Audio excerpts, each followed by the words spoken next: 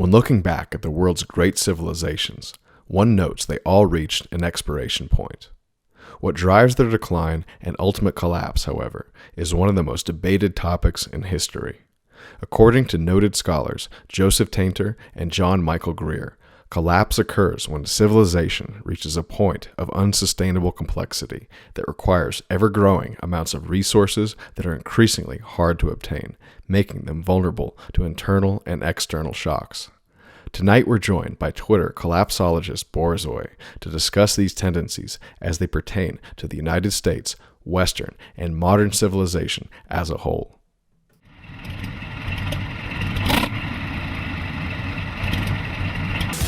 Well, I'm not a crook.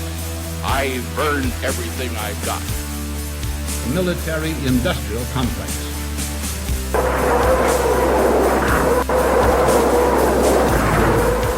A new world order. But we are here to destroy the control over the industry of other people.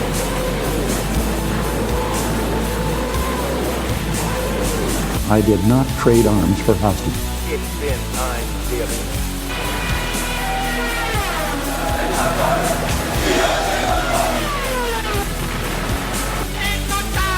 Na pełny rozgląd myśli захватчиков. Myth20c podcast. Hello, and welcome to the Myth of the 20th Century. I'm Hank Oslo, and I'm joined by a full house tonight, as well as a very special guest. We've got Adam Smith. Hey, everyone. Hans Lander. Hello. Nick Mason. Hola. And joining us again, it's Borzoi Boskovich. Ecstatic to be here, boys. And tonight we're going to be talking about collapse, the graph, the many graphs, the many books about the graphs, the graph of books about graphs. It's going up. Talking about rest stops. That's what we're talking about tonight.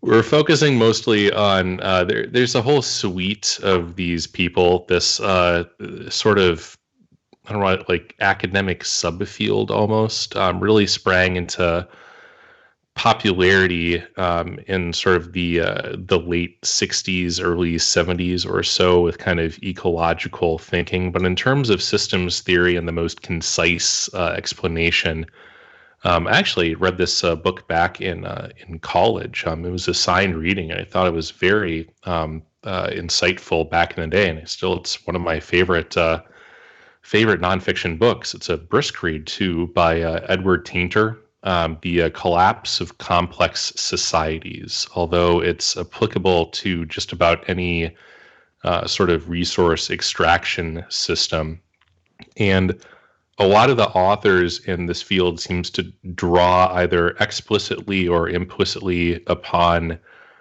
this model, and almost none of them contradict it, that essentially you have a low-hanging fruit scenario with some sort of resource extracting system, if that's a tribe or a government or a corporation.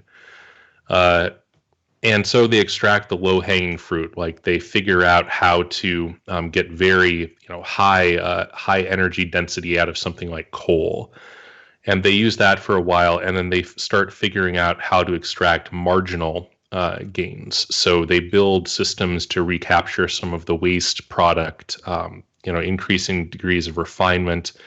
They branch out into different grades of production. They start taxing more marginal economic activity, et cetera, et cetera. The thing is that those marginal resource extracting or productive operations themselves require upkeep. That capital needs to be fed in order to be maintained. So the entire edifice is extracting resources more and more efficiently. It's getting higher and higher, closer to 100% utilization, through the creation of structures that require energy to be expended in order to operate. So although the efficiency of the system as a whole in terms of resource utilization is increasing, the efficiency in terms of the marginal output per energy unit or dollar or hour of labor or whatever is decreasing. So the fragility of the system increases because of course, these marginally productive activities depend on having these marginal sources available to them. And eventually there's some systemic shock, some external thing that happens. That means that infrastructure can no longer be maintained. It can no longer be gracefully dismantled. So instead you have a non-graceful collapse. Is this only applicable to non-renewable resources? No, because you can have renewable resources. Really, like this is a characteristic of anything where you have complex systems of capital that require upkeep. Okay. So like you can imagine like there are good places and bad places to put solar panels, for instance. So you've already covered the the Gobi Desert or whatever. Okay. Diminishing returns solar panels. to capital. And so now you're like, oh, maybe we can fit one in like behind that woodshed, like in England where it rains constantly. But you're still depending on that output. So when suddenly there's some exogenous, volcano goes off and sunlight drops, there's still a guy out there servicing that solar panel, even though it's theoretically renewable. You still have like an actual solar panel there that you've got to clean off, and they get dented every so often. And that can't be gracefully dismantled since you no longer have the energy surplus to gracefully dismantle that, which is actually like you have to plan that. You have to move people around. You have to decide who gets the shaft. That's very difficult to do. So really it's when I say like it's a systems thing, like it applies to, as corporations get bigger, they get like less efficient at the margin on doing stuff, even though their total output increases. The same thing with like government departments that have like less and less worthwhile programs, even as their budget and the total amount of stuff that they do increases. And a lot of these works, like I said, they take this model and they just sort of run with it to the point where you get the graph, which I'm going to force Borzoi to narrate a audio description of the graph here in a moment. Okay, let me pull it up so I can get ready for that. But the most of them, they do a mix of case studies where this general model was the case, or extrapolations where they imply that our society too must have its inevitable downfall. And would you say that there's a correlation between increased misallocation of capital expenditure and complexity? So as things get more complex, you're basically wasting money, you're investing poorly, you're developing products and services that aren't really worth it because of the immense scale that you have. You're under the impression that the scale that you currently have and can continue to support allows you to be riskier than you really should. Oh yeah, totally. I mean, you have because like the marginal investment has kind of uncertain payoffs, because it is so like marginal in the sense of it's the next thing that you do, and also marginal in the sense of like barely worthwhile.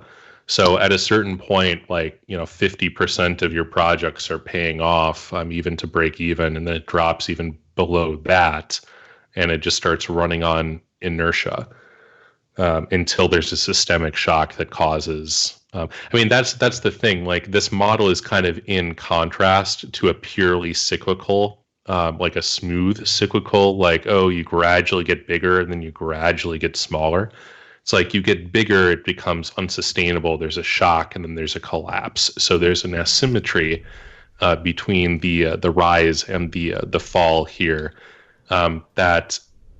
Up until the moment of that collapse, you have like the appearance of actual growth, and you actually do have growth. Let me ask maybe an expository question that can help the audience and myself. So why is the fragility of the system more fragile the larger it gets? In other words, why wouldn't the external shock affect it just as much when it's maybe 80% as big as it is as 100% big? Why is it? Why is the sharp downfall only or more often happening at the top versus maybe a little bit before the top? So imagine that you have like a really big corporation, and suddenly there's like a 20% drop in demand for its main product. You have a lot more stuff that you have to tear down and a lot less stuff that you can do in terms of corrective action, because you've already sucked most of the juice out. Like, you got that big because you have a really tight you're less supply efficient chain. the larger you get. Versus, like, you have some auto mechanic or something, and business drops off because there's a recession. Right. It's like, well, there actually move. is headroom there, because, like, as an individual, like, he can live on 20% less. Right. He can, try to compete with, his dozens of competitors around him. Right. He has a lot more freedom of movement. Like, he's probably not the absolute most efficient. Like, right. I've squeezed every iota of productive capacity out of my personal, social, and economic capital. Okay. I have It's intuitive, but the principle holds. All right. I have a question relating to a specific part of what Tainter says. So, I think it's the second chapter, he talks about the nature of complexity. So in his mind, two concepts important to understanding the nature of complexity are inequality and heterogeneity. So inequality, I think, is pretty self-explanatory. He just explains it as inequality may be thought of as vertical differentiation, ranking, or unequal access to material and social resources. But heterogeneity, I think, is much more important to the mind of Tainter, and I think this would probably be accepted by anyone who does systems analysis. I'm also thinking of someone like Peter Turchin, who does something similar to this with cryodynamics, but he's talked about heterogeneity and sort of management of heterogeneity before, but it's generally referred to as the number of distinctive parts or components to a society, at the same time to the ways in which a population is distributed among these parts. My question would be, as a society breaks down, and it continues to break down, is it partially due to a lack of desire to manage the heterogeneity, to, in other words, limit it, and to develop social technology or to properly manage your institutions to more firmly guide the development of a society, and instead you allow it to produce various identities, produce various components that might be poor utilizations of capital, poor utilizations of time, of resources, of energy, of people's familial bonds, so on? Is there sort of a death spiral effect that starts to take hold when you stop managing society? Yeah, I mean, when you have heterogeneity, when you have that translates directly to the notion of complexity, in terms of like internal complexity, because you end up with things like a lot more factions that are making very obscure alliances. You have a lot more obvious trade-offs. I mean, just purely ascribing it to a lack of will, I mean, it's a little bit of a, I don't know if you can ascribe like, we're not willing to govern this because like it's more of a problem, versus we're not willing to govern this because we're, this heterogeneity is also how you eke out those marginal gains. I mean, that's almost indistinguishable to me. Like, you see this in immigration rhetoric, where we need the next generation of consumers. And it's like, okay, well, are you not willing to enforce like a stable society because like this is actually to your benefit? Or like, I think that's the best example in our sort of sphere of discussion that comes to most people's minds when they think of like, what is going on? Why are these corporations sort of destroying the long-term stability of the country and the system they operate in exchange for this short-term boost to their profits? I mean, I think it's just the incentive structure of our economy. Yeah. I mean, this is also, it's not just, I mean, on a systemic level, the economy is a huge part of that, but this is something that John Michael Greer does touch on a bit in decline and fall, because he's building on Tainter, and he's looking at this. Greer himself is a big believer in basically like of the imperial aspect of this system, and what Greer talks about in that book is you just have different groups. Is that once you have this structure in place, and it's basically kind of running on its own inertia, and people aren't thinking anymore about what's actually sustaining it. It inevitably devolves into you have different constituent groups basically just fighting for their own larger piece of the pie without any regard whatsoever to the long-term stability of it, because they've just come to take it for granted, or they don't feel any connection to it, or there's a number of, it's basically you have a number of multifaceted elements to it that occur. It's one of the, it's like it's kind of like what they call the wicked problem, where when you step back and look, you can see all these problems connected, but when you're there, like, these aren't things that people think about. I wonder if this is similar to the very lazy social technology that I think so. Free market conservatives have, which is essentially, well, you just let things run themselves. Why would you try and manage the economy? I mean, in their mind, works like in kind of sub macro complexity terms, but I mean, then you're subject to macro trends. Well, obviously, yeah. First of all, they're being disingenuous, but I think that honestly, it is worth pointing out that there's a good book that is sort of a good introduction to this. And it's just called Complexity: A Guided Tour. It's by no means a tome, and it's by no means the end all be all on the subject, but it's a good introduction for a lot of you out there. But the author very quickly early on describes the field of complex systems as the research into how complex nodes or networks are purposefully organized. The assumption is that a complex system is purposefully organized for some specific purpose, and it's actually managed. The reason why systems break down, and I think this is what Tainter eventually gets to, is that because they become fundamentally unmanaged or mismanaged for whatever reason, whether it's laziness, whether it's lack of knowledge or capability, or it's lack of willpower, poor social technology, or, there's 100 possible reasons, right? But the assumption is that there is intentionality in what you do and how you actually manage social interactions, how you contain heterogeneity. Heterogeneity is a bad thing. You want to contain it as much as possible. I think that is sort of what we're trying to get at, is why a lot of these societies, why a lot of these nations throughout history, kingdoms have died, and died sometimes very badly.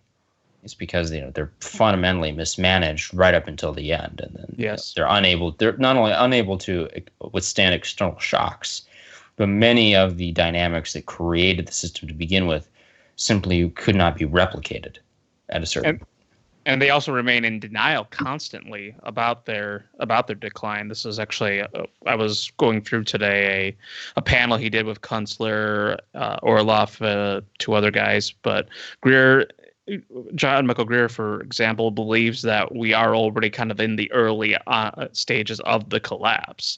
And he likens this, and he does this a lot, where he likens our situation to a lot of the empires throughout history. He's a big believer in kind of like that cyclical theory of things.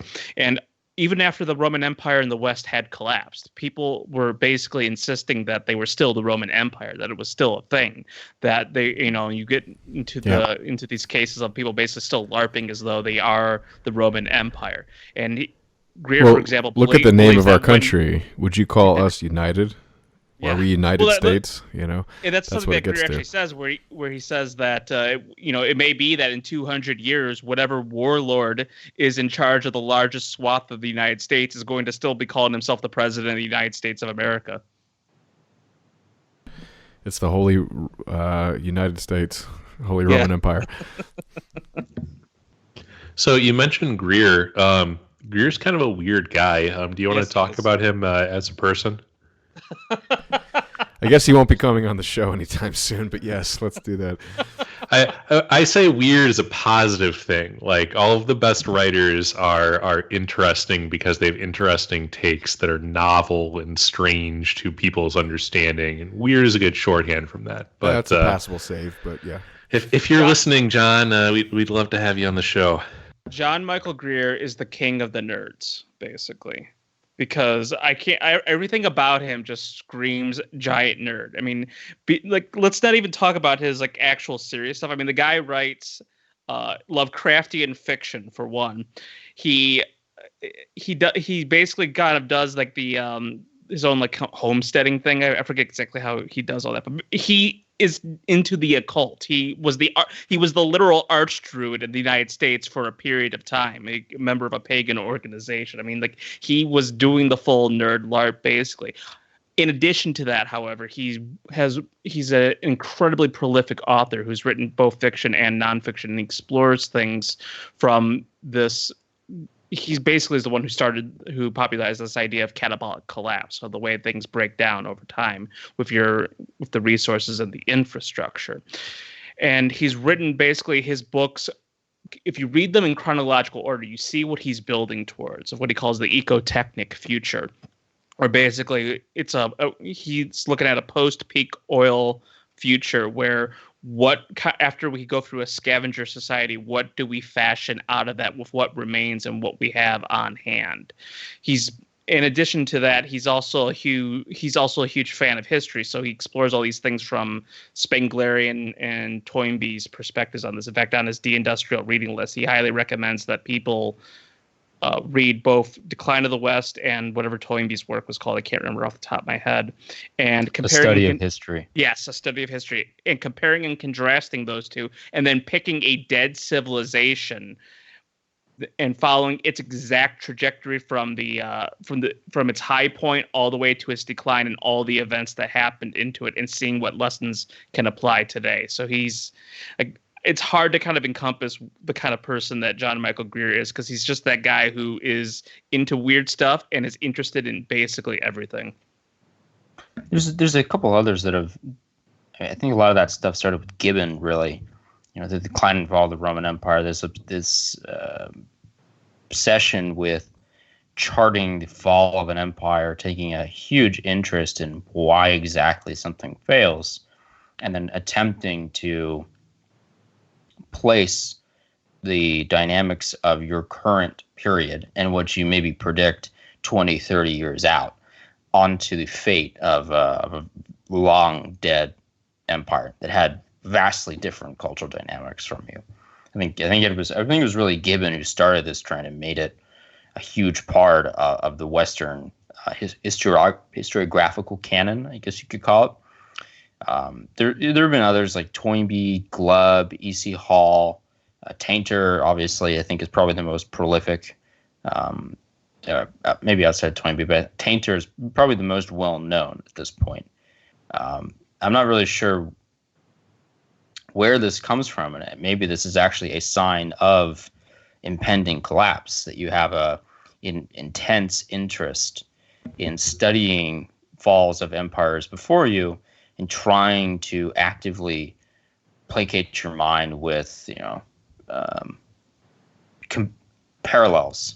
Yeah. Between what happened. That's been a thing for like maybe, I don't know, Peloponnesian War isn't really about the fall of an empire per se, but I mean, it's describing historical processes in a way that like the goal is to learn from them. I mean, like the decline and fall of the Roman Empire was written in like 1790 or something. Yeah, it was 18th century work. Yeah. I mean, there are parts of, if you actually read history of the Peloponnesian War, there are times when Thucydides makes political commentary, or he'll give you insight into why a specific Greek kingdom was unable to perform well in the war, or why exactly they sided the way that they sided, or why exactly they lost. He tries to give you some insight into the cultural dynamics, and it could be very well that there was at the time a contemporary political reason to do that, to try and prevent certain remaining Greek kingdoms from suffering the same fate. I would say that Herodotus did that to an extent. So did who wrote the lives of Greeks and Romans? Pliny, I believe it was. Ooh, yeah. This has existed for a while, but what I think you've seen the last couple hundred years has been, especially the last 40, 50, has been an intense interest in studying why it is that civilizations fall. And it could be that there is a real determination at the higher levels that we've created a very outscaled macro civilization that has multiple sub-civilizations, and there's a lot at stake. And if one goes down, you could look at something like the Bronze Age collapse, where multiple civilizations go down because trade has never... John Kerry explicitly said that. Like, John Kerry had a bit during the Obama years where he was talking about managing the decline. About America? Yeah. Or the West? Yeah, or what? He was like, well, we're going into a more multipolar world, right. And we're just trying to like manage the... I think it was John Kerry. It was either Kerry or Obama himself, but I think it was Kerry. But he was basically, America will no longer be the world's foremost, or not. He probably didn't say foremost, but will no longer be this kind of hegemonic hyperpower. Kind of we need to manage ourselves into that. During Obama, I don't know if you guys know who Ian Bremmer is. I have a lot of issues with God. him. Yeah, exactly. Hans, I'm glad you know who he is at least. But he was shilling his book during that, probably He's a terrible that writer. time. And he was calling it like a multipolar world, I think was the title, something along those lines. I'll put the actual title in the show notes. But his whole thing was, we've sort of lost the hegemony after the Cold War, and we've entered into a second sort of end of history era where things are not going to be like they were before. It's a basic thesis, but he kind of goes into sort of what America needs to do, and that's probably the sort of discussion circles that Kerry was in sort of putting forward that concept of like we need to, work with other people, and frankly, I don't disagree, but our obvious opinion of the State Department is slightly different than his. But you can't really get away from glaringly obvious facts that China has risen, Russia is no longer on its knees. It's gotten up at least, and things are not like they were in 1992.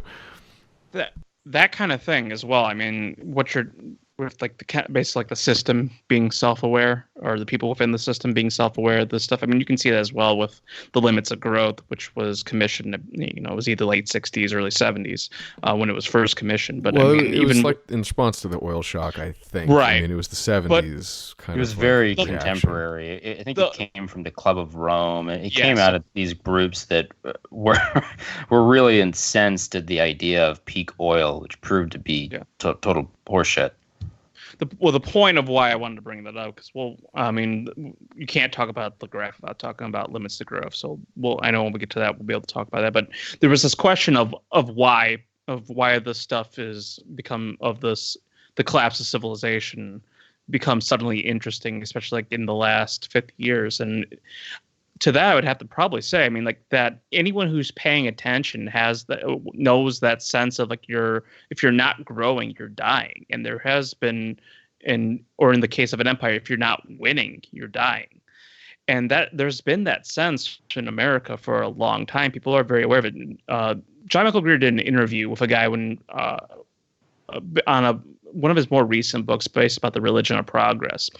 And an example he cites to this interviewer of the sense that of the real sense that people feel about living in decline is you used to be with in terms of space, that you had people who were, huge aficionados of like hard science fiction and of the actual, rockets and the science, all the hard science that goes behind that stuff, of conventions and everything like that. And those are dying off. Like if you go to a convention specifically about space, you're going to see a much, much older generation there. And that generation is fading off. It's the oldest ones are going to be mostly baby boomers at this point. Xers, millennials, they're not going to these things because there's a very real sense that nobody believes that they're going to space. No one believes that. Yep. That's a dream of another time period of that seemed ascendant. Everybody knows, everybody who's paying attention knows we're in decline. And so inevitably your thoughts turn towards, well, what was going on in other civilizations when they were going through their decline? That's a great question. I mean, do we have any particulars we want to focus on? I mean, Rome gets picked over ad infinitum, but Rome is overrated. I mean, I think the Brits are such a better, and like it's honestly not that far in the past. Yeah, yeah, and so is the Austro-Hungarian we have Empire. just such good records from the Brits too. They're all in English. I actually also find the decline of the Ottoman Empire to be very fascinating, with its Janissary revolt and and its attempt in its waning days to basically try and make civic imperialism an ideology they called Ottomanism to make it actually work in their empire. Interesting. Well, it's interesting to see the Ottoman Empire failing. The rise of Ataturk is fascinating if you live in a multi-ethnic country. Yeah, because then that's a great study in what exactly happens when the old order breaks down and the ethnic groups start sizing each other up and seeing what exactly they can take from one another and what territories they can establish as rapidly as possible. And the Turks at the time as well had a very poor ethnic sense of self. They, to be called a Turk, that was like many of them would balk at that, because like that's when you say Turkey, they're thinking of like the Turkomen, these the more like the dirt farmers and these nomadic peoples that are out in the in the hinterland. These are, if you were, especially like in the Istanbul area, if you were in the Constantinople area, I mean, like you were an Ottoman. That's what you were. And that was a word that was basically very fluid in its meaning, like even what was an Ottoman at that point. And that's why I find that to be a very fascinating analog, because white Americans, I think, are going through a very similar thing where there doesn't seem to be this defined ethnic group for white Americans. And the Turks at least had the benefit of having more of a sense of self, and the language was a huge aspect of that. But that was a problem that they were having going into, and that's what led to the rise of the Young Turks partially, was to basically create this sense of Turkishness. Yeah, I think that honestly, though, Rome there's a lot you can draw from the analysis of the collapse of Rome. Also, shockingly, no one ever really talks about the collapse of the Greek kingdoms or the Greek states. That seems to go by the wayside a lot. I've never really been clear why, because I think. Well, the Z-Man thinks that it was too much democracy or something, but don't quote me on that, or him. Frankly, I've vaguely seen some theories. The historical blindness towards the Byzantines is partially because all of the writers are writing from a perspective of Western Christianity, which had like a almost direct relationship to the Western Roman Empire. I mean, the Eastern, especially because at the time where most of the historiography was being written, like that was a completely foreign land that had been conquered and basically depopulated by the Turks.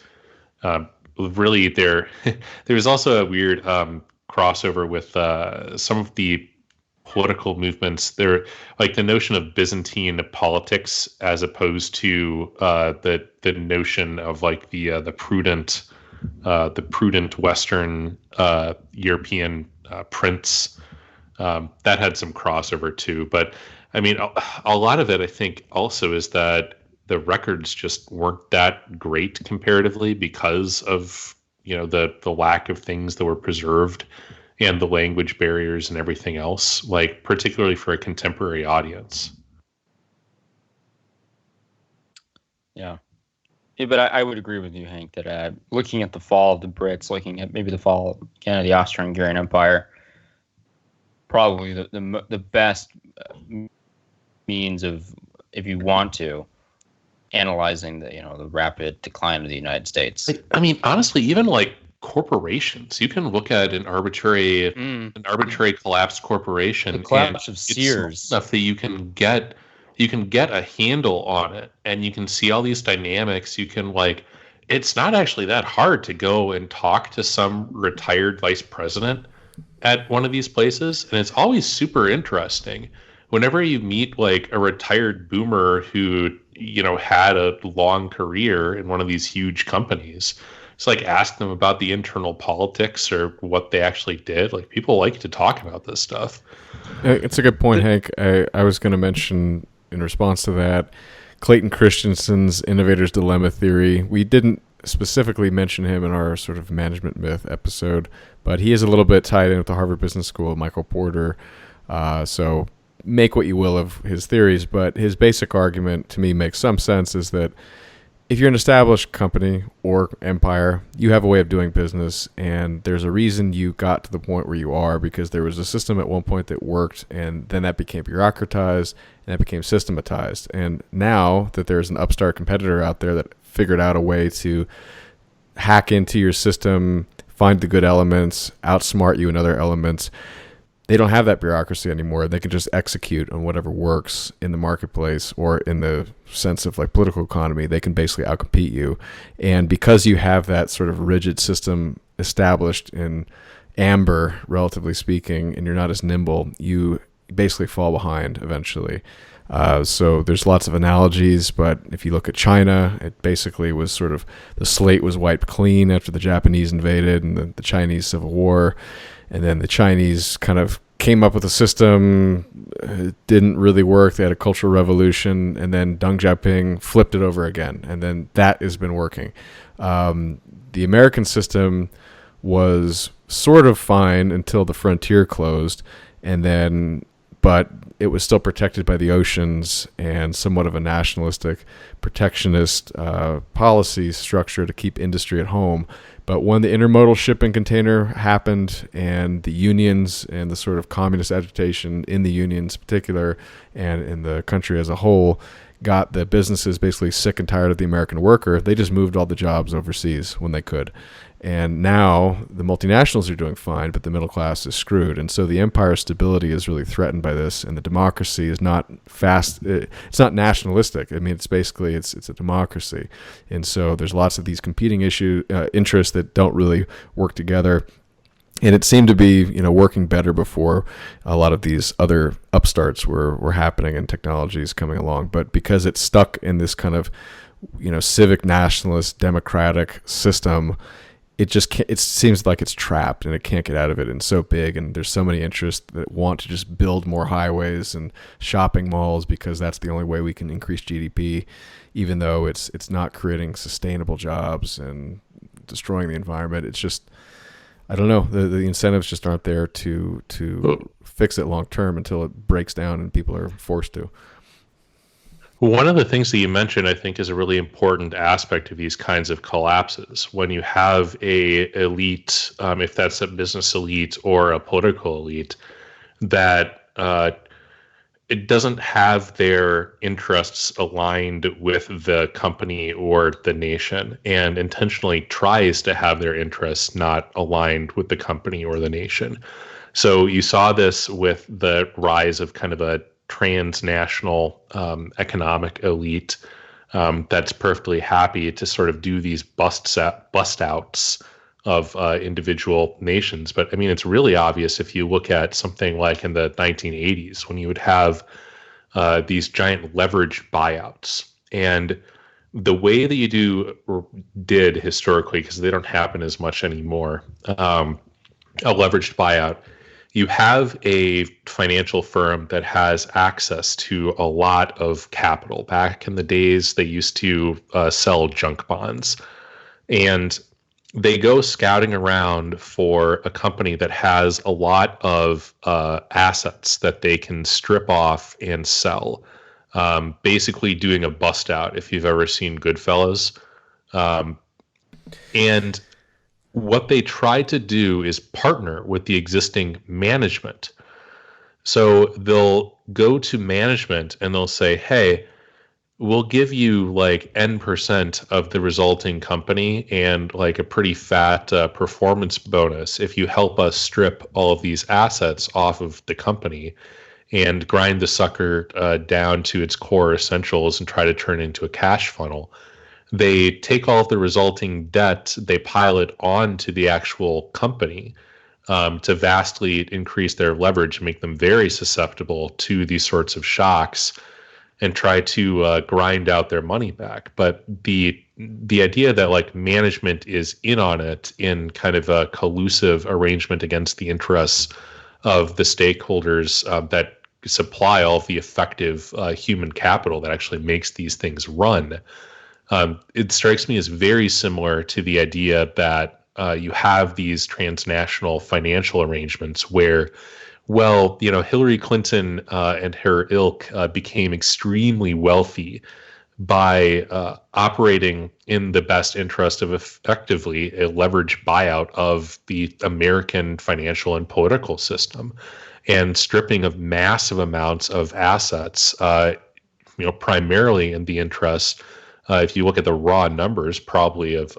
China, and God only knows how many specific grifts along the way.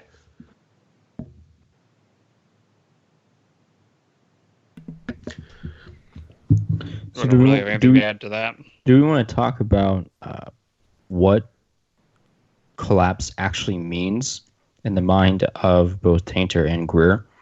I know Greer has said at a basic level just means the simplification of a society and the simplification of organizational. Is that his catabolic collapse or just in general collapse to him? I think in general is what he defines collapse as being.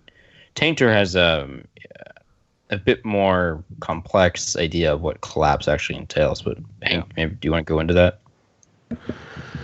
Yeah, I mean, Tainter's idea collapse per se was not something that I really focused on in terms of his specific definition. Like, as I recall, he sort of, in his case studies, he deals with the Romans, one of the Mayan, I think just like the Mayans in general, and one of the other South American ex-empires, I guess. Chacoan, I think it was. Yeah. Or, I mean, I don't recall his specific definition other than kind of the obvious symptoms and the fact that total output goes down, like the amount of connections to each kind of node in your network dramatically decreases. Basically, all of the symptoms of the anti-revisionist history of the Roman Empire, where they're like, yeah, actually things did suck after Rome fell. It wasn't this peaceful transition. Anyone know what book I'm talking about? Yeah, I can't speak to what is specific if he had like a pithy definition. Well, I just wanted to know, and this is somewhat for the audience as well, like what is catabolic collapse exactly, as opposed to just other types of collapses? Yeah, Borzoi, is there like a distinction between the catabolic nature versus, like, I don't know, is there a non-catabolic collapse that does not have a flashy graph? Well, because I've had people argue with me about this stuff before. Like, there's Ugo Bardi, who's also been influenced by Tainter, who I think through his kind of like Seneca effect, he sees a much more rapid kind of a rapid collapse.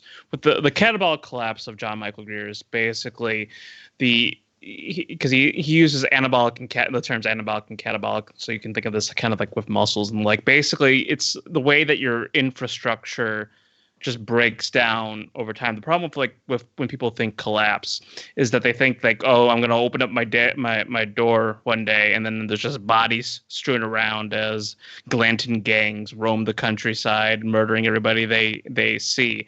Now, though, in a situation where you have like true anarchy occurring, like you might get flashes of that, but really, what a catabolic collapse basically is just the cost of maintaining your infrastructure becomes too much, and then things begin to break down over time. You're going to be able to manage some upkeep, but it's just like this long downturning where you either do not have access to the resources anymore, or it's become too expensive to even extract. I was watching a video of a conference. Now the data has been updated since then, but at the time they were talking about basically what it took to draw enough energy out of ore, because they're just like they're going through reserves.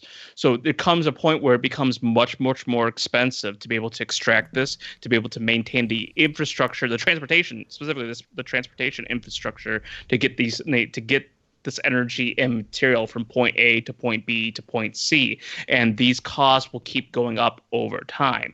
Now, of course, these people are always trying to figure out what, this is where the peak oil stuff kind of comes into as well. People are trying to figure out what's the point where we can no longer sustain this, where you can't even make a profit on this anymore without being like total government incentive to do this funding. But basically, once you get to the point where there is no more incentive, or it's just too costly and too expensive to maintain, you're not going to see it all collapse overnight. It's just going to be a slow withdrawing, kind of like an empire withdrawing from its borders. So sort of like how we've seen Radio Shack slowly but surely disappear as people don't, build their own electronics anymore. We've seen Sears do the same thing, but it's not like it disappears overnight. Right. Okay.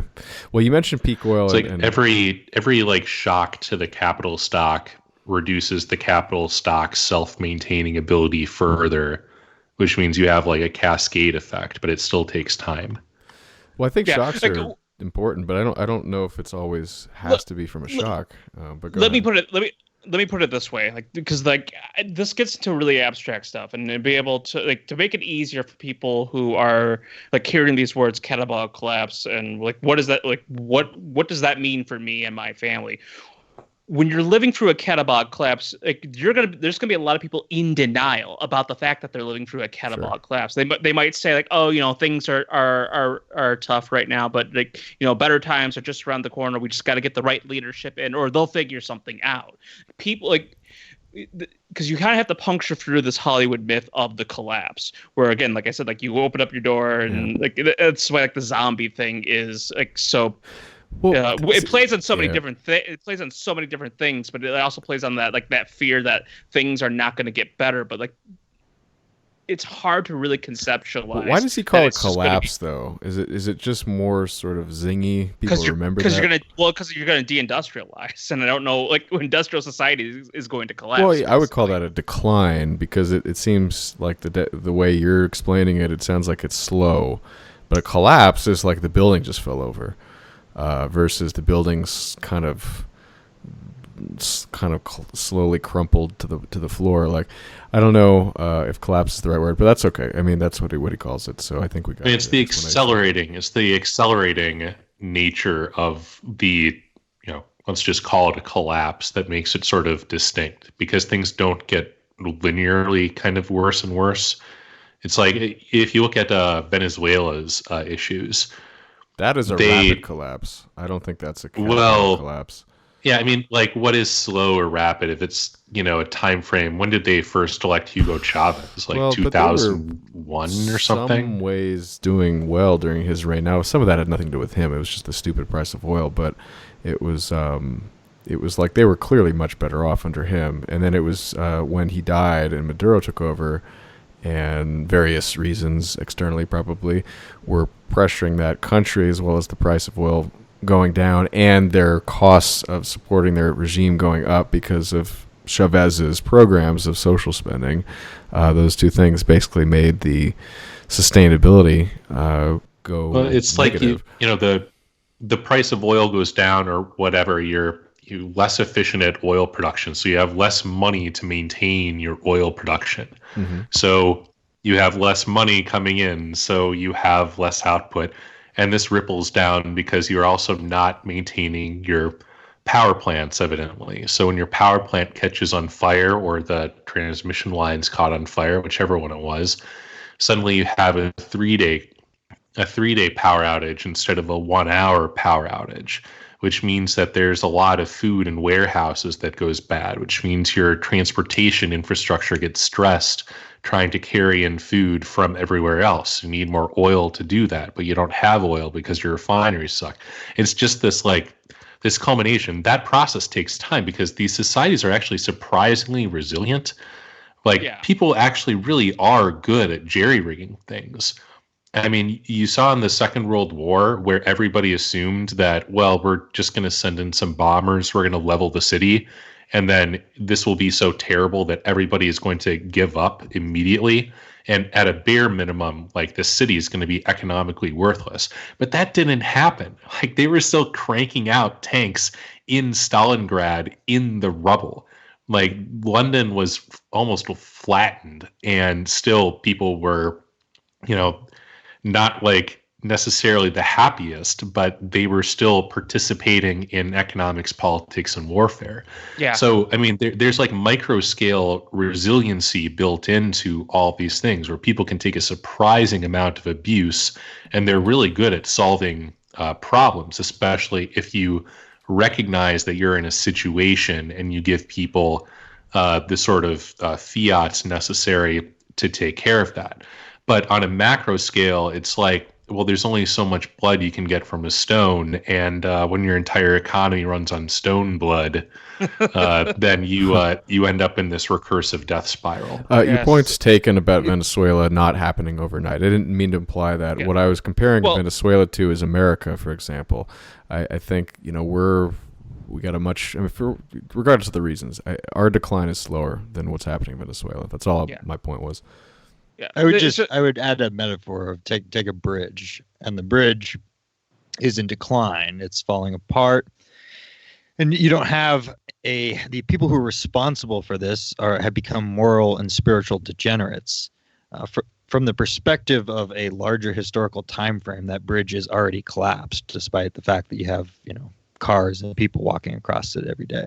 Yeah, and the bridge may collapse, but you might be able to jury rig a part of it, half of it's completely gone, but the other half's kind of sticking out of the water. You could probably jury rig something to still make use of part of that raft. That's basically what kind of a catabolic collapse as society still goes on. So as the amount of energy available to power the economy declines, the amount of goodies the economy produces for people to fight over will decrease. But the goodies won't necessarily go away as fast as people would expect when they hear collapse, because there is a lot of built-in infrastructure that is still somewhat useful, and they can be used for a time without devoting resources to its maintenance. For instance, you can take a homemade wind turbine made from wooden boards and a car alternator might never produce enough energy to manufacture a replacement car alternator. Just because DIY wind turbines made from these aren't a viable technology to power an industrial civilization, it doesn't mean that that such a device wouldn't be useful. That's right. The stages that after industrial society collapses that Greer talks about, where you go into this scavenger society and eventually you emerge into what he calls the ecotechnic society of basically how do you take what you have and still build an advancing functional society based on the fact that this energy resources they're gone now.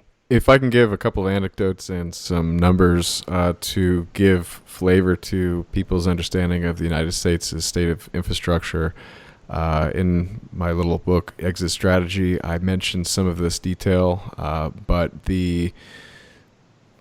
my personal experience I can add in as well. In touring the country, I've seen literally what a lot of people have been describing as sort of this slow collapse in the infrastructure itself, in particularly hard-pressed economic regions of the country and some of the Rust Belt especially.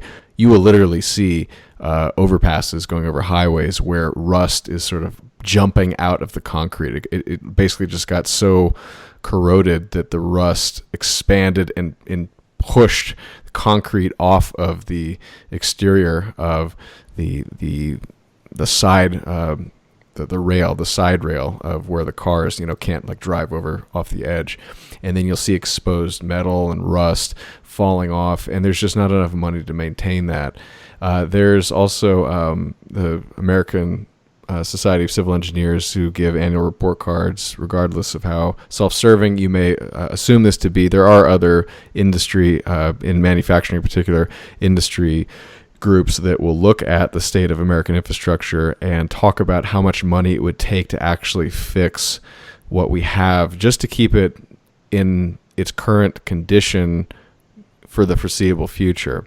Not talking about building new things, but talking about maintaining it. And it's in the order of like $4 trillion that we're not even putting in to get us to that level. And, instead of spending that on overseas wars, we could be doing that, if we had the correct policies in the government. But it's just not happening.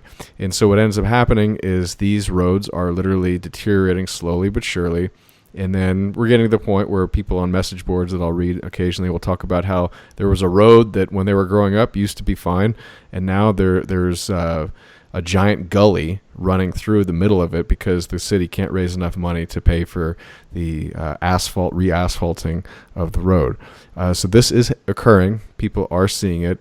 The exceptions perhaps are the wealthiest of the wealthiest neighborhoods. But overall, there is a decline in the country's infrastructure. And I've even heard this from people visiting the country.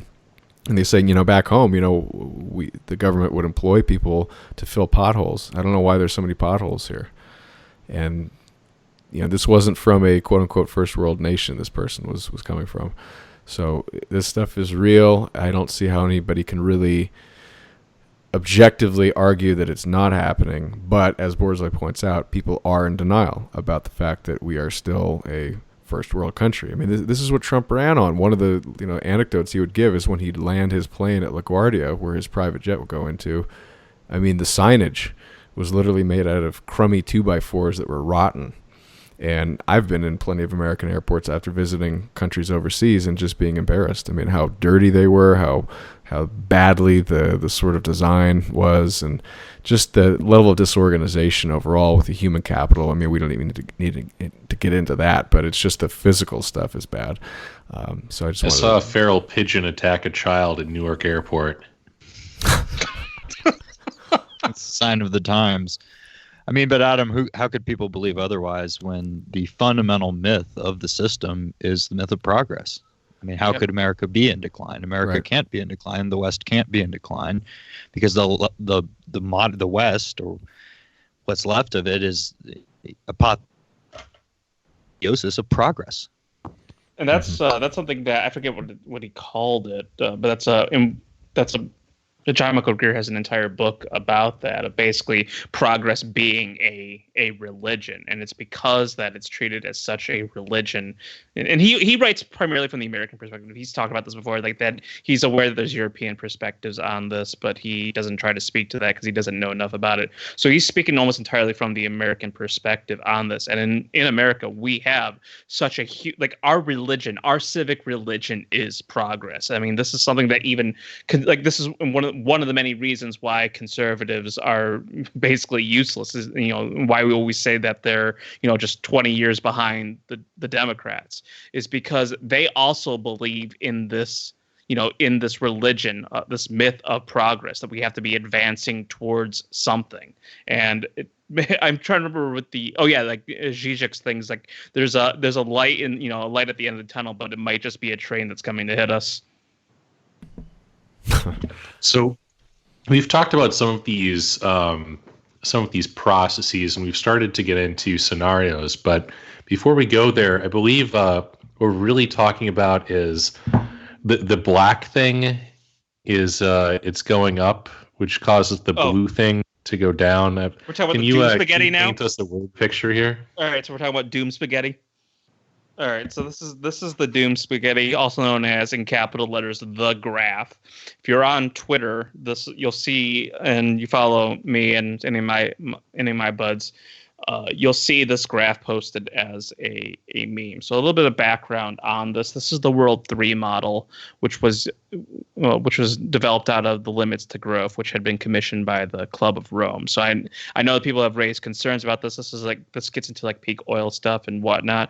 We don't necessarily agree with everything in this model, and you can actually do your own modeling with this stuff, but that's not germane to this. So this graph, this boom and bust graph, you have, starting from the top going to the bottom, colorful lines. You have resources, which is in blue. You have births, which is in red. You have deaths, which is in black. You have food, which is in green. You have population, which is in light blue. You have services, which is in orange. You have industrial output in green. And then at the bottom, you have pollution in purple, I guess, lavender, whatever. And it starts from 1900 and it extrapolates out to 2100. And what you see in this is you have the model line and you have the actual data line. And according to the World 3 model, their data follows the model pretty well. But what you see going from 1900 and then hit like everything converging to about, people estimate to be around 2040.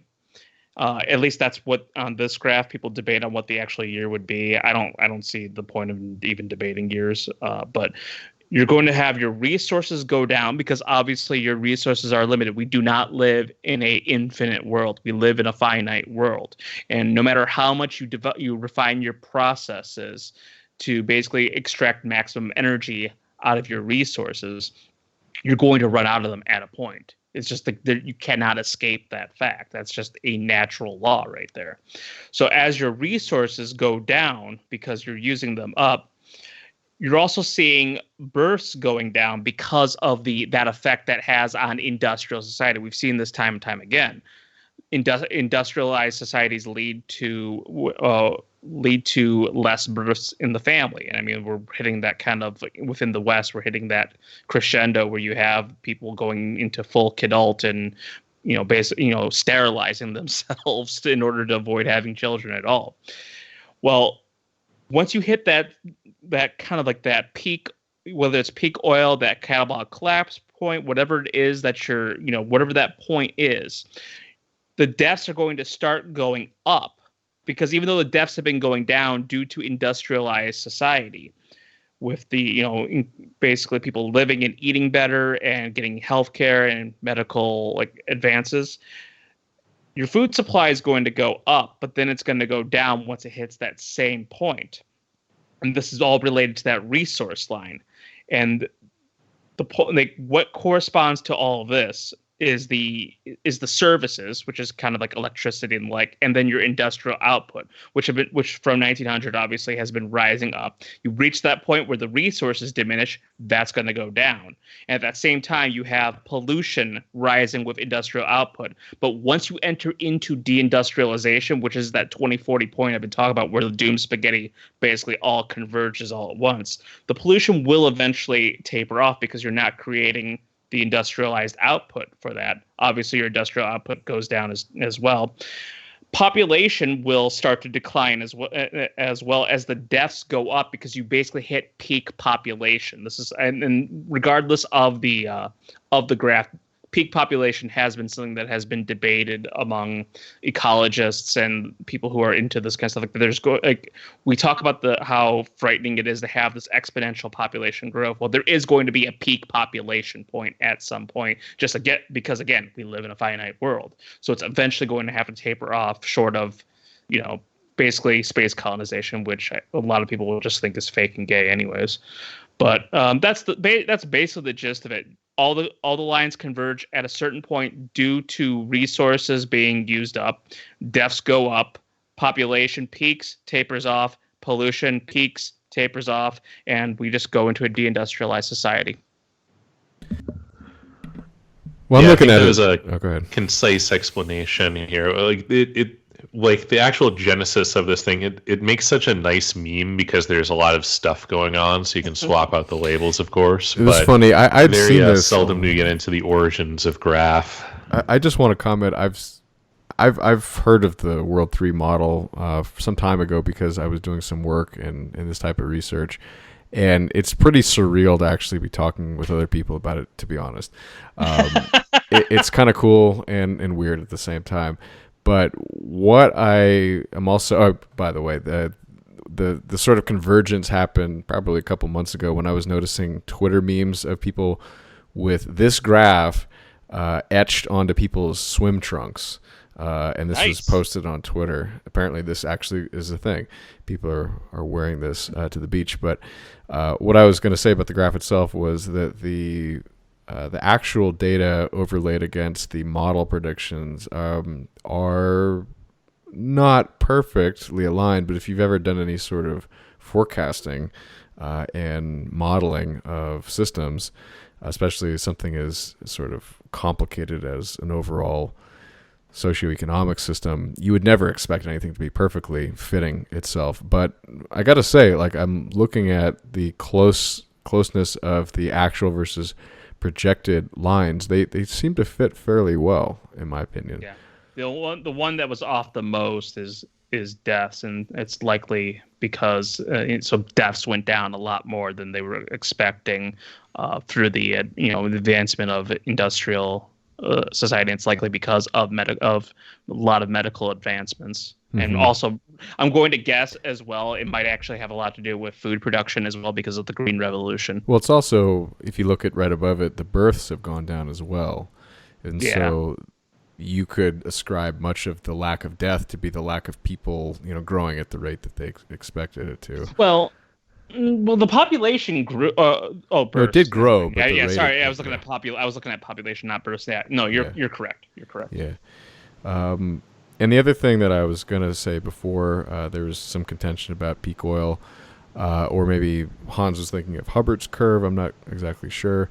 I'm a peak oil believer. I don't think it's something that has to happen exactly again to the forecast precision level that you would only accept it if it was only off by 2 hours or something. I mean, a lot of people basically looking at the oil production numbers in the United States, for example, are missing out on the fact that the fracking wells that are being drilled right now are way, way, way less productive in the long run compared to the previous wells in the United States and in other countries with the traditional drilling systems. The fracking wells basically have to go down and over, use a lot of high pressure water, takes a lot of energy to get even that to that point. So the yield is not very good. And then in terms of just the extractable oil itself, because you're effectively extracting the stuff from the pockets of rock, not pools of oil, mind you, but pockets of rock that contain a little bit of oil, you're just not going to have a very long living well. And so these wells are basically running out of oil within 3 to 5 years versus traditional wells, which would last for 20 years or more. And so I think because of first of all, the industry built up quite a bit in the United States because of this technology when prices of oil were higher. And so that attracted a lot of capital. A lot of companies developed and deployed and purchased fields and put wells in them. They turned those wells off when the price of oil dropped. Prices of oil have come up recently, and so now these companies are basically desperate to get back into the black, and they're trying. There's a lot of people who say the fracking industry has actually never delivered a net return on capital, believe it or not. But they're pressured very short term on Wall Street, and so there's a lot of companies that are now, because oil prices went up a little bit, they finally see their chance to sort of grab some profits again. And so there's been this mad rush to get back into the game. But again, it's just not going to last very long because they're going to run out. So I don't see how peak oil doesn't happen. I see it happening. Now, the reason it hasn't happened like some of the predictions were predicting is because of things like this technology. However, again, this technology does not give you a long-term solution. It gives you a short-term solution. It gives you a little bit of that marginal additional oil that you can find, but it's a hell of a lot more expensive to get it than it used to be. It takes something like 5 barrels of oil of energy to get, it takes 1 barrel of energy equivalent to get 5 barrels out of the ground today. But whereas 50 years ago, you would get maybe 20 or 30 or 40 barrels of oil for every barrel of oil energy equivalent you had to put into the ground. So you can see that the trend is not good, and it's getting less and less sustainable.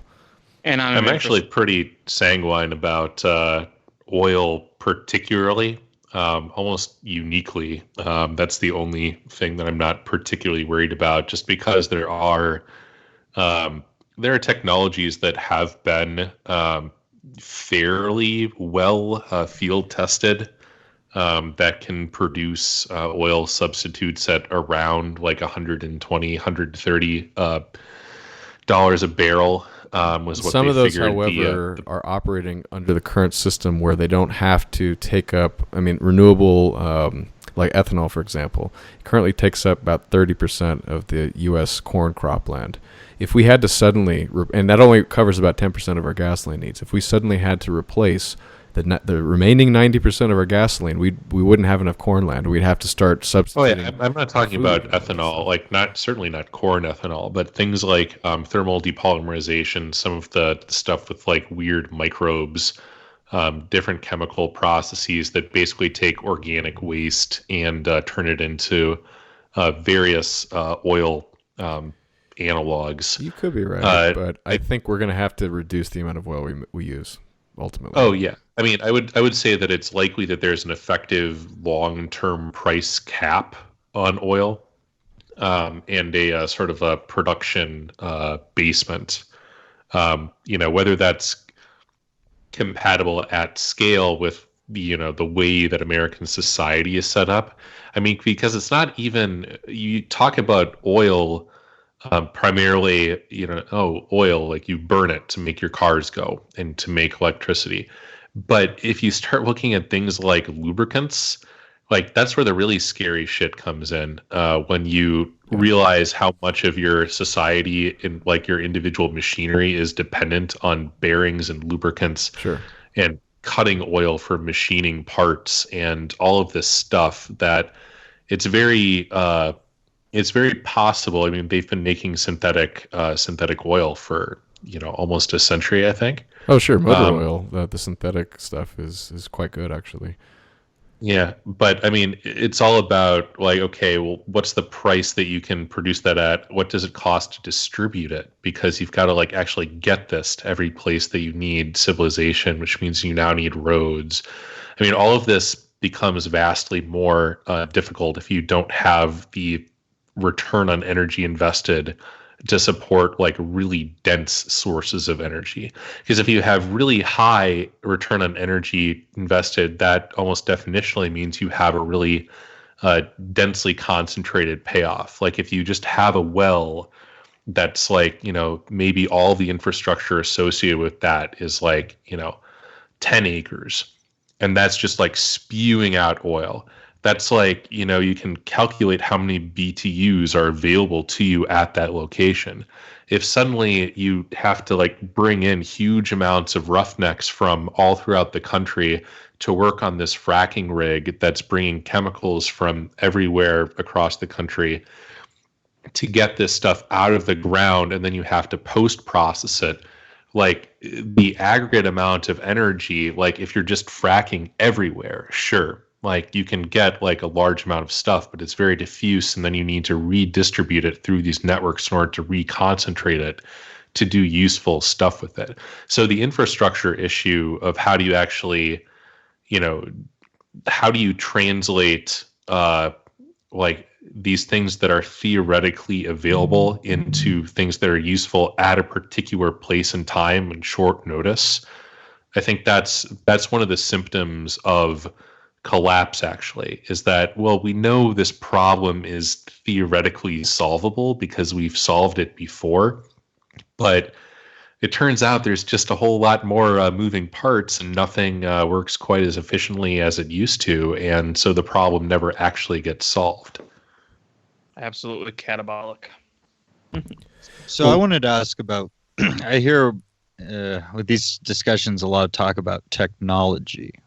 What to Greer is the relationship of technology to this form of collapse? Oh, that was actually one of the definitions I thought was tied into catabolic collapse. Please correct me, but my understanding of our current state of technology, for example, is that it is becoming increasingly complicated for the people, at least who have to design it and build it. Now, for the user, it may be becoming simpler, but it's hidden underneath a user interface that obscures the complexity. If you look at microprocessors, if you look at software, if you look at the internet as a whole, as an integrated system, it's becoming bigger, more complicated, more harder to maintain, and that requires smarter people, frankly, to be involved in the upkeep of that. And for the user and for the hands making it, because you could have sophisticated technologies assembled by the hands of third world peasant slaves. Sure, but they're not designing it. I mean, and sort of they're just kind of doing annoying work. That's my point. This was Spengler's observation, was that there's a tension between the innovators, the people in Western technological man.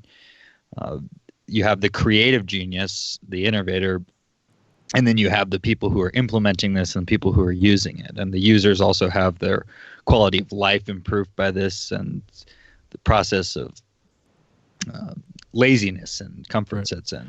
Well, I mean, there's a lot of, like, if you look at the graph, I mean, there's many sort of intersecting lines on this sort of discussion of technology itself even, but one of the theories is that because we're getting more and more complicated, and because there's a lot of people who basically see that we're getting dumber, I mean, it's the fertility rates of the lesser intelligent people are much higher than the more intelligent people. So we're going to obviously, right now, we're losing the average IQ race. Now, there may be, in some areas, a increase in smart populations on a very small level, perhaps, but overall, they're losing out. And this is going to create a long-term sustainability problem because our technology cannot continue to get more complicated because there's not going to be enough smart people to maintain it. And so what the collapse thing, the theory is that it's going to collapse to a state in which it can no longer collapse further, or at least there's enough incentives to keep it not from collapsing. And I think that's just another pressure point against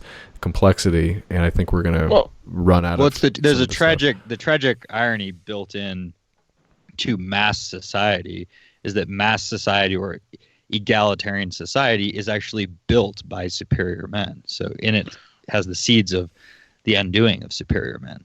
Well, Nick, when you ask about the technology, do you mean like technology to try to mitigate, try to sustain the system, or at least try to manage the decline in some, like developing new technology, or what? Or do you mean like kind of like the technology of the future kind of thing? Well, in the Spenglerian model, for example, every high culture and then the civilization that comes after it is expression of certain unique qualities of their race soul.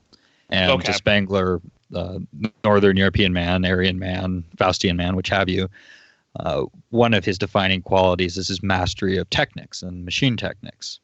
So if the collapse that we're talking about, I'm sure, having not read Greer, I would speculate he avoids framing it this way. But when you talk about collapse or civilizational collapse, is a collapse of a given race people. Actually, no, he does touch on that. He actually does touch on that. In Dark Age America, for instance, he talks about he does not get into specifics because you'd be a fool to try and make very definite predictions of the future. But he basically gives you generally what you can expect from based on past trends and an understanding of civilizational collapse. He does talk about the way that racial breakdown, for instance, in the land that once was the United States. So, for instance, English, the English language would be much more localized to the north and northeast. That's where what the white ethnic group would be the majority there. Whereas by contrast, in the Southwest, it's going to be a highly Indian mestizo, very mixed kind of location. But going into these stages, so John Michael Greer and Ecotechnic Society basically says there's going to be 4 stages to go through. You have, right now we're in an industrial society, and then once when the graph kicks in and you go into deindustrialization, you have scarcity industrialism. That's what happens when the energy stops being abundant. And people are going to obviously be in denial about this, so they're always be looking for more energy. You're going to be going through all the system shocks that occurs from that. That's going to be a very much more tumultuous time period. Then you'll go through the scavenger societies where the resources have dwindled to the point that you can't build new industrial infrastructure. You just you can try to keep what you can running. You might be able to jury rig something. That was your windmill example. Yeah, that's the scavenger society where basically now it's starting to settle in we're not going back to the way things were. We have to make do with what we've got. But life goes on. Societies persist. Human beings create new civilizations. And so one thing that might depart from the Spenglerian sense, and please correct me, I'm not a huge Spengler scholar, but his sort of cyclical view of history implies that you can return to the sort of peak at which you're sort of arguably at, or at least in the recent past. But one thing I have heard about the sort of nature of resource depletion on Earth is that the Industrial Revolution already happened. And so they got their start because if you imagine our technology level degrading because for all the factors we just discussed, to a point where we can no longer extract from deep in the earth, the ore that we need to create the sort of bridges and find the coal to burn the furnaces to create the energy to melt the ore to make the steel. We can't have another industrial revolution because the industrial revolution basically started by the virtue of the fact that in England they could basically just dig 5 feet under the ground and pull a bunch of coal out to make the beginnings of the Industrial Revolution. If we've already degraded to the point where we've lost the technology to do what we're doing now, the resources are going to be so much harder to get that second time around, and we will have to create an even more advanced level technology, which is not possible without some logical progression in order to get even the basics going. And so that implies that you may never even get back to where you were. Well, we're not. Well, but it's not just the limitation of resources. It's the decline, the spiritual decline of the Western ruling elite, because what they've done is they've exported these technologies and these processes to the colored world, and so now they, as opposed to just extracting from them, and the previously colonized have turned against Western civilization, their former masters.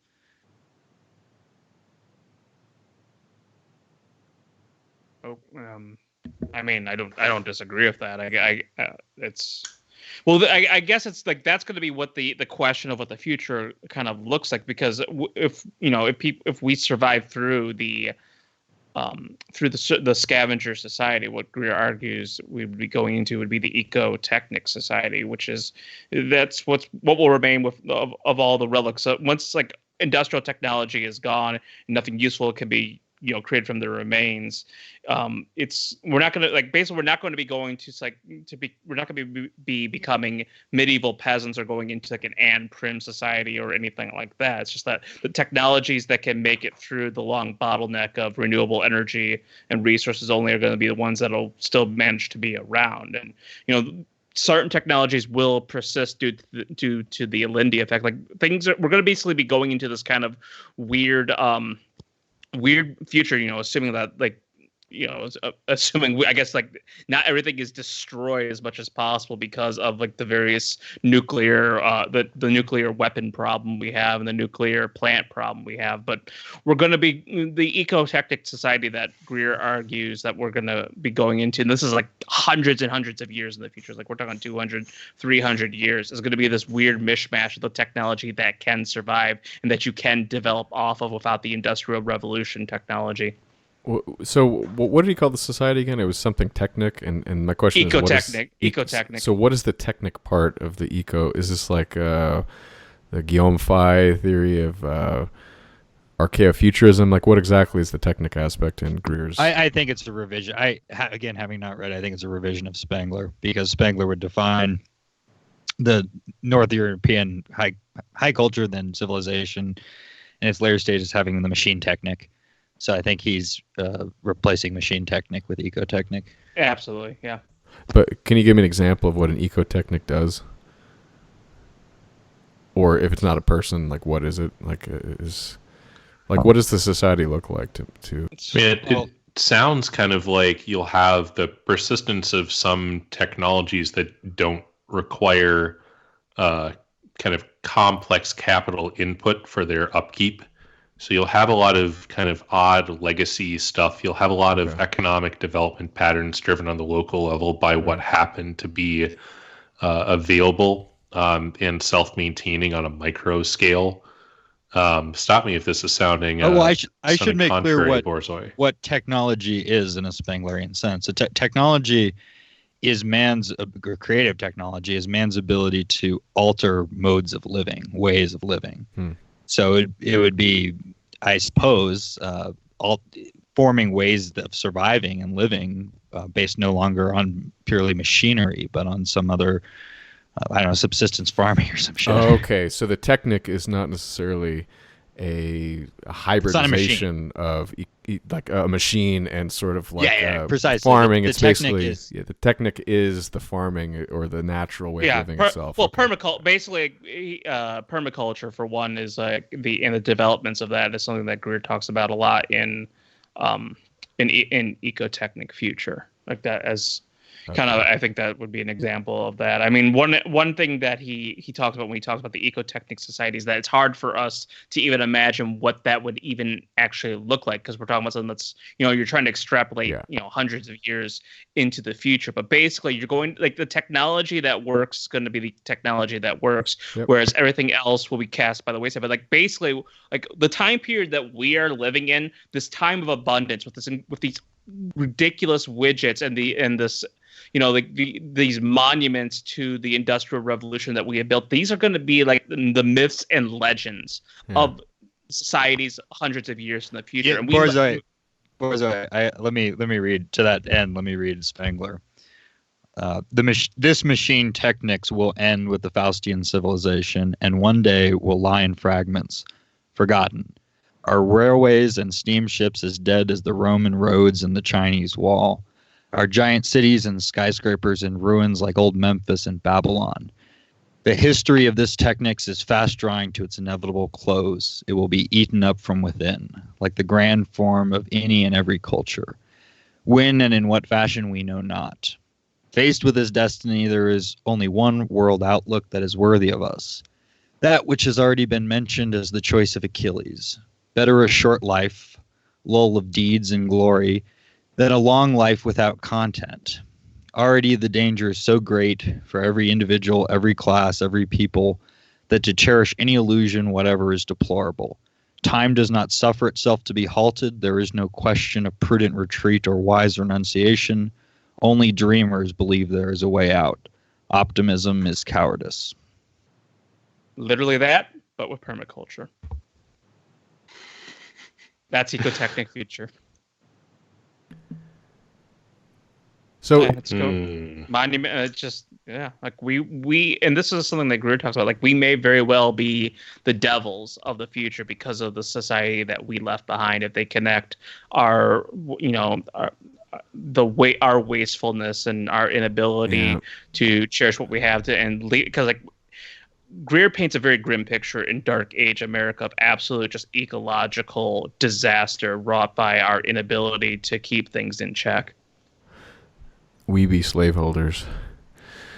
I don't know. I mean,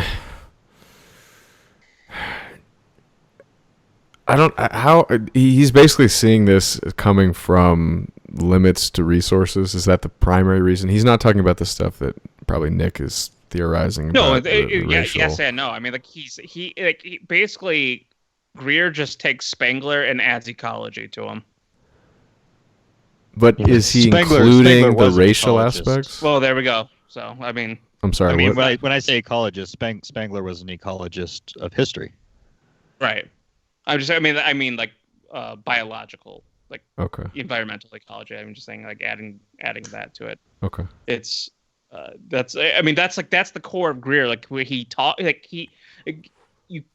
he's the arch, he's got this whole thing of fashioning himself as the arch druid, but like the guy focuses heavily on basically collapse of civilization. He goes to Tainter, he goes to Spengler. He views environmentalism through the lens of civilizational collapse. Like he doesn't get into like just the science, like he doesn't focus on it like from a scientific angle, like of we have this level of pollution in our water and these are the solutions we need to apply to that, because the system's not like, we've seen this rise and fall happen constantly in every empire and every civilization. The same patterns repeat themselves. The problems are not going to be solved. So does he have any particular suggestions, or is he basically just saying we have no way out of it, it's inevitable, we just need to enjoy his novels? Collapse now and avoid the rush. So that is, so he does have some pragmatic tips, but he doesn't expect most people, I would imagine, to do that. And so it's really just kind of this Knox remnant or something that is going to be able to do that. And then does he see organization of those people to build a greater good, or is it just everybody go off into the forest and set up your little huts? I mean, is there anything more to it than just collapse? Greer personally, he lays a lot of this out in Decline and Fall. You could probably regard him as like a Burkean kind of conservative. He really holds to this, and he talks about Tocqueville a lot. He holds to this idea of back when people, when there was this level of civic engagement in the United States, when people were interested in their own communities and could be like, when the place they lived in required something, people could come together and make that happen. We don't really live in that time period anymore. And so for Greer, because like on the systemic level, we're not going to really be able to just like somebody's not going to be able to run for president and fix these problems. It all starts at the local level.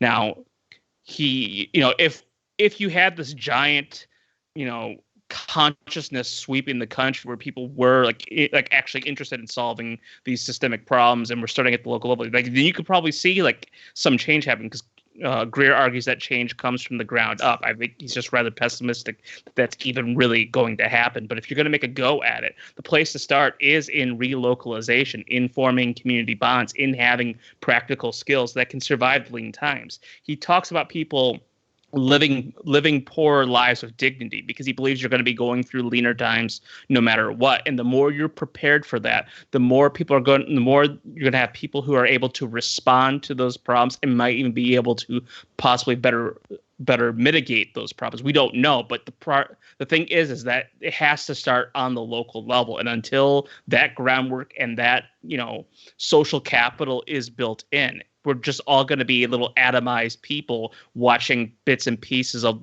the country collapse around us, helpless to do anything about it. And one of the interesting things, I mean, it's tempting to kind of look at all of the historical collapse scenarios through the lens of the present, where it's already happened and it happened at a particular time.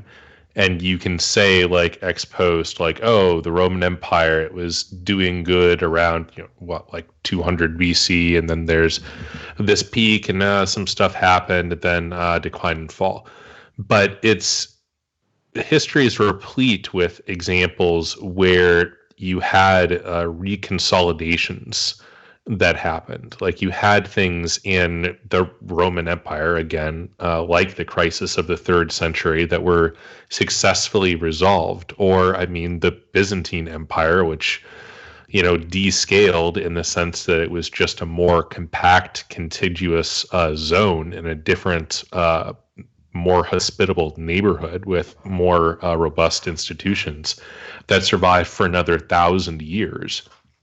So it's not strictly, I don't want to say that it's not inevitable, because I'm actually very long-term pessimistic. Like, if you gauged out 2,000 years, it's like, there's not a whole lot of upside on that time frame for a variety of reasons. But given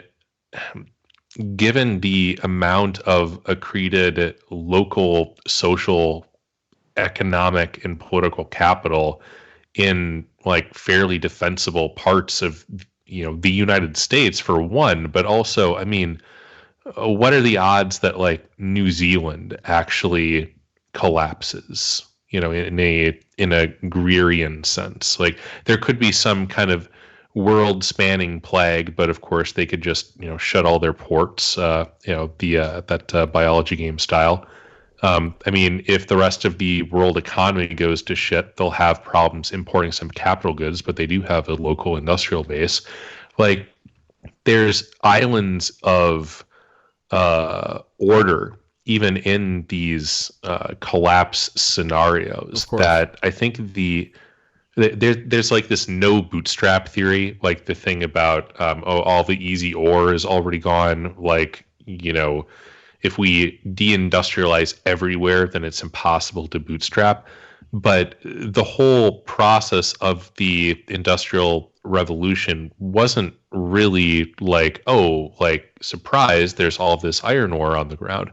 It's much more revelatory if you look at things like the machinery bootstrapping process, where they figured out how to use like one lathe to make a more precise lathe, and so on until you've got like this whole machining sector that can make very interesting things very cheaply and productively. And that sort of bootstrapping process is ultimately a factor of, if you have human capital that's allowed to deploy itself at some kind of minuscule level of industrial resources, I really find it difficult to see like global collapse scenarios short of like really huge asteroids that manage to kind of permanently ground that sucker. I mean, I could see the empire reconsolidating if it was to reorient itself in terms of its relationship to the outside colored world, as well as if the true culture stratum of the people was able to purge itself of the nefarious alien elements, and you had a new vitalism where people who were able to have creative solutions and who had the will to carry it on were able to ascend to power. Yeah. I mean, I largely agree with that as well. It's like the real collapse is basically the collapse of the spirit in America. I mean, like, as the collapse of any civilization always is. Yeah, and when you look across America, because like we have our people cling to that Second Amendment, as though that actually like effectively means something. But like you look at what should be the local community, of what should be the very foundational block of any kind of like any revival movement, to come out of anything localized, is you see a completely degenerated people, from the from the Walmartian to the person hooked on opiates to basically or to like the dopamine fiend that's basically strung out on technology. Like there's no will or spirit to fight or survive in many pockets of the United States of people just simply existing. And that's Greer. That Greer mentions that basically like when hard times come, there are going to be people who are just going to choose to die than have their lifestyles be interrupted in any way. I support localism as a way for us to cope with what's happening and survive. However, no extension of the civilization, no 2,000 more years of the empire can come unless that vitalism happens to the upper stratum, the elite. Mm-hmm. That's where it needs to happen in order for, on a civilizational scale, for it to continue. Yeah, I don't think any of us know for certain what's going to happen, and I think I can foresee all these scenarios being in the realm of possibility. And I think what's important about what all of us have said is that these are possibilities, and if we want to increase the odds of what we arguably all share, and then individually we have some disagreements, but overall we can kind of work together and probably try to set aside some of the petty differences, we can increase the odds if we pick a good strategy, experiment, learn from our mistakes, and move forward. But we also have to be reminded that it's not a guarantee. And I would hope and I would argue that the fact that it's not a guarantee would motivate us a little bit to take it a little more seriously and a little bit more passionately than some people who would just argue that, they will figure it out, the smarter people or the people in power will figure it out. Well, they're not. I mean, look at the evidence. I mean, there's just not enough evidence to show that we're... No, I don't mean the people currently in power. No, I know you're not. I'm not talking about you. I'm talking about lampposts. I'm talking about the people who are in denial about the decline in and of itself. And then they're typically like, that's what the government is for. The government will figure out a solution. These are the types I'm talking about. It will be the free market that figures it out. or that. One last thing I guess I'd like to say is just because if people are listening to this, they probably follow some of us on Twitter, and so they've probably seen the graph memes. And I have a hashtag graph Twitter where I discuss basically like elements of this kind of deindustrialization, this catabolic collapse stuff. But it's also about talking about sustainability, and what you can do to do what Greer calls collapse now and avoid the rush. Which what that means is to basically be living within your area, like being able to live like were something to happen, are you basically prepared for it? Is really like just the long and short of that. But people get really despondent about this stuff because I think it just ultimately comes from the fact that they don't want to believe that they're living in a decline and that we're just going, like somebody's just going to engineer our way out of this. This is the whole point of this is these are hard to swallow pills. Like these are hard to swallow truths that ultimately you have to confront. And if you want to have this hope of actually turning things around, like it starts with confronting what the actual reality is. It's like, and it's, it couples with all the stuff that Nick's talking about of the vitalism and the like. But until you have an accurate assessment of the actual situation you're in and that your civilization is in, like everything else is just coping or like snake oil to try and figure it out. The reality, Borzoi, is that civilization itself is decline, and it's just a question of how long you can stretch that out for. Yeah, well, that was actually like that was one of the things in the graph. If you see the meme version of it, like there's a sustainability model that they had developed, but unfortunately we're past the point of that. We can't go. We can't get that sustainability model working. But I mean, that's like those of us on GraphTruth that started this. Like we used to be the original Pine Bros. That when that emoji kind of like lost its meaning, that's why we adopted the graph to kind of make our ideas a little bit more clear. We're what's called right-wing decelerationist, and we say this in the technological sense, not the cultural political sense. Is that we're technological accelerationism we just don't think is going to happen. But our right-wing decelerationism, RDEC, is about managing the decline in an extremely sensible right-wing way, which is like that's the normative way. It's like it's just right-wing because it's normative. I hate to be pedantic, but wouldn't it be more accurate to say you're a complexity decelerationist? Because how could you be a technology decelerationist when you're actively trying to find solutions to problems? That's technology. Okay. Yeah, like it's. that. I mean, it was just a way to just because decelerating is the opposite of accelerating. Like it's not a serious thing in terms of like a serious actual ideology. It's basically just taking this realistic look of like accelerationism isn't going to happen. We're going to go into decline. Let's manage that. And we're going to manage it in a sensible, normative way. Well, these are good themes, and the fact that Nick mentioned complexity, I think, is apropos because technology is not inherently bad, in my opinion, and nor is civilization necessarily bad in the kind of context of what the world is. Individually, yes, we might become softer, weaker because we are dependent upon technology. However, taken as a whole, if you are in a group of people with no technology, you don't have to go look any further than the Native Americans versus the settlers of North America coming from Europe. You do need to be able to survive at the end of the day. And if your competitor is more than willing to use the best tools available, and you are not for ideological reasons or ecological reasons, you may get wiped out. And so this is the sort of conundrum that we face when we're dealing with the real world, frankly. And it's also what Kaczynski talks about in his anti-tech revolution is that the incentives, unfortunately, are not there for people to voluntarily give up their conveniences and implements of productivity, because if they do so, they will lose power, lose status, lose money. And so it's very difficult. The problem is not the hammer itself. The problem would be the spirit behind the hammer, or the intention behind the hammer. Or more accurately, the problem is not the dick pic app. It's the intention and the spirit of the culture that was able to create a dick pic app. Well, this is getting into a whole other debate on that. That's actually getting like into the Kaczynski debate, where he basically says there are no good hands holding technology. But I don't know if that's something you guys want to get into right now.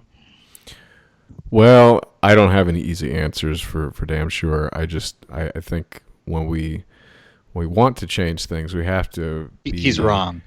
Borzoi, he's wrong. You and I can have a Kaczynski debate another time. Mr. Nick Mason. I know your opinions on this.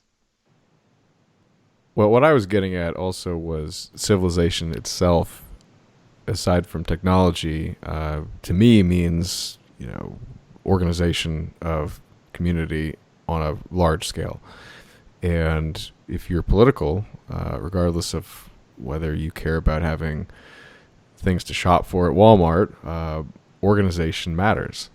And that's a technology in and of itself. And so I don't necessarily see civilization being bad, but it does come with a lot of faulty promises that the continual progress and progression of certain aspects do not always lead to good outcomes. I don't have any easy answers, but I don't see the answer being get rid of civilization, because again, you have many societies that have basically just been wiped out if they didn't have the organizational structure. You're correct, Adam. Politics, war, economics, these are technologies. They're the technologies of civilization. So if I was to say I'm neutral to technology, I would just say it is what it is, and man's relationship to it is it's an ineluctable fact, particularly the case of Aryan man. And so I will close here on Spengler again. As the soul strides forward in an ever-increasing alienation from all nature, the weapons of the beasts of prey are natural, but the armed fist of man with its artificially made, thought-out, and selected weapon is not. Here begins art, as a counter-concept to nature. Every technical process of man is an art and is always so described. So, for instance, archery, equitation, the art of war, the arts of building and government, of sacrificing and prophesizing, of painting and versification, of scientific experiment, every work of man is artificial, unnatural, from the lighting of a fire to the achievements that are specifically designated as artistic in the high cultures. The privilege of creation has been wrested from nature. Free will itself is an act of rebellion and nothing less. Creative man has stepped outside the bounds of nature, and with every fresh creation he departs further and further from her, becomes more and more her enemy. That is world history, the history of a steadily increasing, fateful rift between man's world and the universe, the history of a rebel that grows up to raise his hand against his mother. This is the beginning of man's tragedy, for nature is the stronger of the two. Man remains dependent on her, for in spite of everything she embraces him, like all else within herself. And all the great cultures are defeats. Whole races remain inwardly destroyed and broken, fallen into barrenness and spiritual decay as corpses on the field. The fight against nature is hopeless, and yet it will be fought out to the bitter end.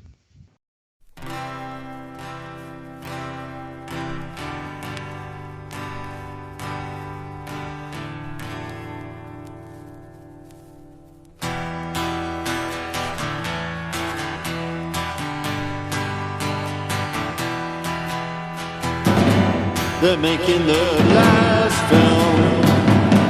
They say it's the best, and we all help make it. It's called the death of the West. The kids from fame will all be there. Free Coca-Cola for you, and all the monkeys from the zoo.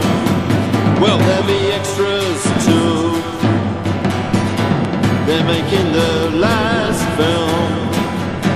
They say it's the best, and we all help make it. It's called the death of the West. A star is rising in our northern sky, and on it we're crucified. A chain of gold is wrapped around this world. We're ruled by those who lie. We're ruled by those who lie. We're ruled by those who lie. They're making the last film. They say it's the best, and we all help make it. It's called the death of the West. They're making the last film. They say it's the best, and we all help make it. It's called the death of the West. It's called the death of the West. It's called the death of the West.